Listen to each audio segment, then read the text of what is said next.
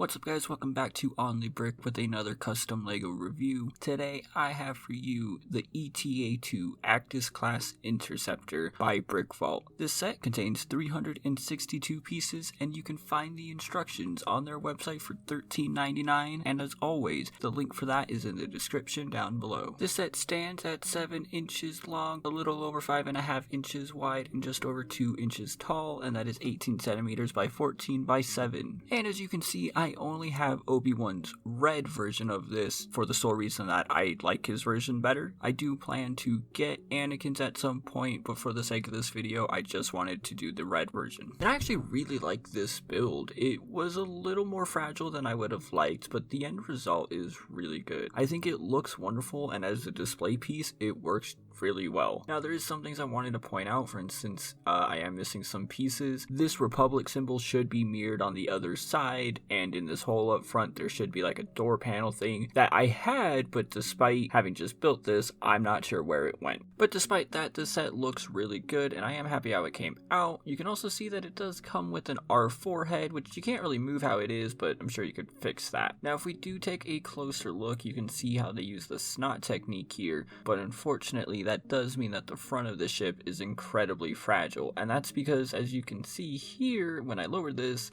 it's only hanging on by one piece on each side here. Now, it does look good, but because it's only hanging on by those one pieces, this front will probably fall apart on you. You can lift these panels on the side here, and you can see there's details underneath as well. I do think that there's supposed to be a piece here, but it wasn't included in the instructions, and I'm not entirely sure if it would fit, but maybe it would add some stability. And you can see that the front is just drooping again just by grabbing it like that. Now, in the instructions, these pieces are at an angle, but I wasn't quite able to get them there, and I'm not really sure how to because it is really fragile, and trying to mess around with them did cause the front to break off a lot. If we look inside the cockpit, you can see it's really heavily detailed. They did a really good job making sure that the chair looks good. There's like the joysticks, the panel that he sees, and there's even like some extra controls as well. And it is designed to fit a minifigure inside, but doing so requires taking off this front piece and then the canopy, and again, because of how fragile this set is, I just did not want to do that. And if we take a look at the back, you can see how this is all set up back here. The engines are very well done. I might see if I can try to add like a blue translucent piece into there or something at some point, but we'll see how that works. There's not too much detail back here, and you can obviously see the landing gear underneath as well, but I'm happy with how it turned out. Speaking of the landing gear, there are 3. They are integrated into the set. They are on these like ball joints here, but again, because of the fragility of this actual set, it's pretty hard to actually move them openly. Every time I try to do so, well,